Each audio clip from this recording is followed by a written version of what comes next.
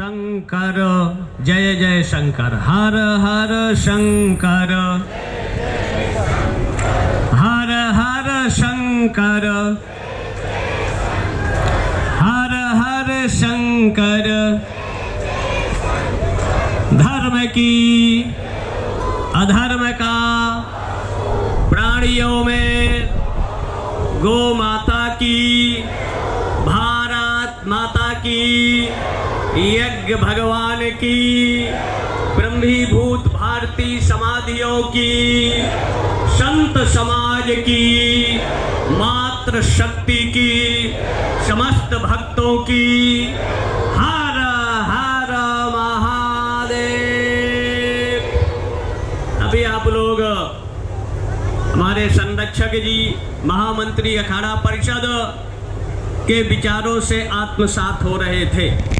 इसके पूर्व हमारे सभापति जी ने सनातन की महिमा, गरिमा, लघिमा और सनातन के औचित्य पर प्रकाश डाला। तो वैसे वेदों में धर्म शब्द कहा है।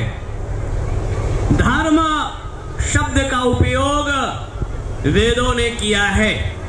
मीमांसकों ने कहा अभ्युदय निषेध सिद्धि धर्म, जिससे अभ्युदय हो लोक में, परलोक की सिद्धि हो, लोक में यश कीर्ति की प्राप्ति की हो। वो उन्होंने भी धर्म शब्द का उपयोग किया। और अगर नैयायिकों ने नोदना लक्षणों अर्थो धर्म, वहां भी कोई धर्म में विशेषण नहीं लगाया। और गीता में भगवान कृष्ण ने यदा यदा हि धर्मस्य ग्लानिर्भवति भारत अभ्युत्थानं धर्मस्य तदात्मानं सृजाम्यहम् परित्राणाय साधूनां विनाशाय च दुष्कृतां धर्म संस्थापनार्थाय संभवामि युगे युगे। हर युगों पर जब धर्म पर आक्रमण अटैक होता है तो परमात्मा अवतार लेकर उसकी रक्षा और सुरक्षा करता है।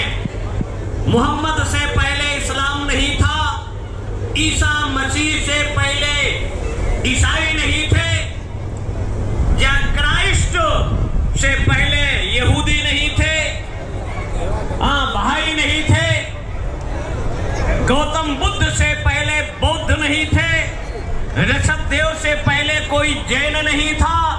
लेकिन इस विश्व पटल पर कोई माई का लाल ये प्रमाणित और सिद्ध नहीं कर सकता कि सनातन कब से था, कब तक है और कब तक रहेगा।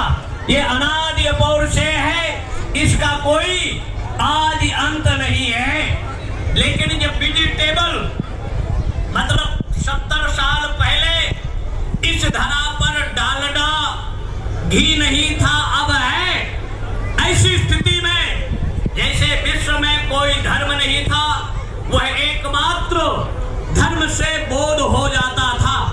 लेकिन जब ये वेजिटेबल नकली धरा पर धर्म पैदा हो गए तो भगवान व्यास मारा गांव में जहां पुराणों की रचना करते हैं, भागवत के 7वें स्कंद में उन्होंने धर्म शब्द का, सनातन का विशेषण लगाते हैं। भगवत सोतमिच्छामि नृणाम धर्मम सनातन। सनातन क्यों लगाया? क्योंकि ये सदा रहता है, जिसका कभी विनाश नहीं होता। उससे भी जब काम नहीं चला तो मेरुतंत्र नाम का एक ग्रंथ है, उसमें हिंदू शब्द का उपयोग किया जाता है। यौनी रौनी कांता हिंदुओ बिंद मा बिसन। बिंद से दक्षिण आशेत हिमालय, उत्तर में हिमालय, दक्षिण में पश्चिम में आपका समुद्र और पूर्वोत्तर में समुद्र। इसके मध्य की रहने वाली जो आबादी है उसको हिंदू कहते हैं। जो हिंसा से दूर रहता है या हिंसायाम दूरते यासा हिंदू। हिंदू सिंधु से नहीं है, लेकिन जो ग्रंथों से अनभिज्ञ है, अल्पज्ञ है, वो सिंधु से हिंदू बता देते हैं। सिंधु सेतु पर्यंतम, जो सेतु हमारे चतुर सागर पर्यंतम भारत की चतुर्दिक जो सीमाएं थी वो समुद्र था, लेकिन कालक्रम के प्रभाव से वो भाग भारत से कटा, अलग हो गया। भारत पूरे दुनिया में, विश्व में सनातन का वर्चस्व प्रभाव था, और जब सनातन पर प्रहार कुठाराघात होता है तो परमात्मा इस धरा पर अवतार लेकर उसकी रक्षा सुरक्षा करता है। वो कभी परमात्मा के रूप में, कभी मात्र शक्ति तत्व के रूप में, शक्ति तत्व आदि शक्ति, यहाँ विश्व का राशिकृत सौंदर्य उपासना के रूप में उपास्य होता है। ऐश्वर्य से समग्रश्च, संपूर्ण ऐश्वर्य और श्री जहाँ समाहित है, हाँ, वो राजराजेश्वरी त्रिपुर सुंदरी आदि शक्ति के रूप में है। उस आदि शक्तियों ने 3 तरह की शक्तियों का निर्माण किया, महाकाली, महालक्ष्मी और महासरस्वती। सरस्वती को सृष्टि रचयिता ब्रह्मा को दिया कि बिना शक्ति के ब्रह्म सक्रिय नहीं हो सकता। सृजन का आधार लेने के लिए, जिससे ब्रह्मा की मानसिक स्थिति विकृत ना हो, तो सरस्वती को लेकर सृष्टि का उन्होंने तप किया और उसके बाद सृजन किया। जलजा 9 लक्षाणी अस्थावरा लक्ष विंशति क्रमयो रुद्र लक्षाणी, मतलब 84 लाख योनियों का निर्माण ब्रह्मा ने किया। अब इनका पालन कौन करे, इनका भरण पोषण कौन करे? तो अगर परिवार को चलाना है, हाँ, प्रदेश को चलाना है, देश को चलाना है, तो वहां लक्ष्मी की जरूरत है। भगवती आदि शक्ति ने लक्ष्मी का सृजन किया और विष्णु को दे दिया कि लक्ष्मी को लेकर समाज का पालन करिए, और संहार के लिए शशांक शेखर पलंकर को महाकाली को दिया। काली को लेकर आप सृजन करिए, संहार करिए।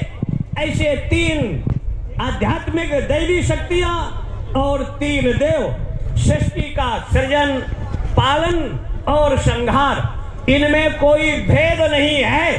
अगर ब्रह्मा के मन में आ जाए कि हम सृष्टि नहीं करेंगे, विष्णु के मन में आ जाए कि हम पालन नहीं करेंगे, और शिव की चित्त वृत्ति में आ जाए कि मैं सृष्टि का संहार नहीं करूंगा, या ब्रह्मा जी सृजन करें, विष्णु पालन नहीं करें और भोलेनाथ संहार करने लगे, तो सृष्टि अव्यवस्थित हो जाएगी। इसलिए ये वैसे तत्वतः इनमें कोई भेद नहीं है।